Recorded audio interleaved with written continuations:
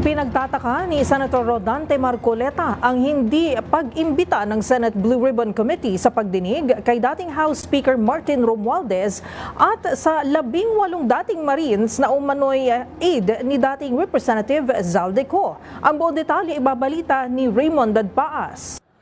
Kinwestiyon ni Senador Rodante Marcoleta hanggang ngayon na hindi pagpapatawag sa Senate Blue Ribbon Committee kina dating House Speaker Martin Romualdez at sa 18 dating security personnel ni dating Ako Bicol Party List Representative Zaldico sa investigasyon sa flood control projects.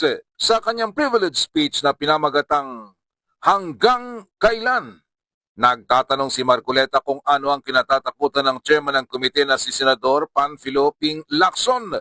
Bakit umano nito hinaharang ang katotohanan o kaya ay nagbubulag-bulagan lamang?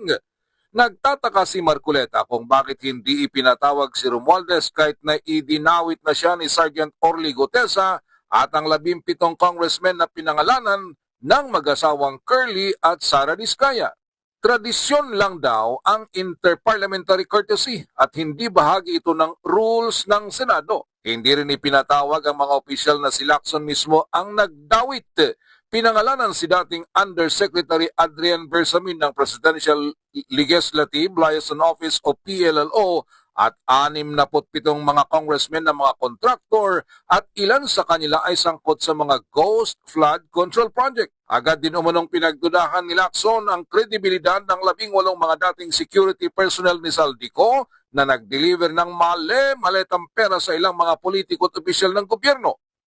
Nag-abisyo din itong si Senator Lacson na punto por punto ay kanyang sasagutin mamayang hapon ng mga banat sa kanya ni Senador Marcoleta. The BRC chairman said that there is no solid evidence linking former Speaker Martin Romualdez to the flood control controversy. This is deeply troubling not only for what was asserted, but for what was prematurely concluded because the records of the hearings clearly reveal otherwise. First, Gutesa, who appeared and categorically linked him to the controversy. Second, Zaldico, in his several video feeds, identified him and others as the principal actor of this most despicable scandal. Third, at least 2 out of the 17 congressmen in Diskaya's list reportedly referred to Martin Romualdez. Para sa MBC TV Network News, ito si Raymond Dadpaas ng DZRH, una sa Pilipinas, una sa Pilipino.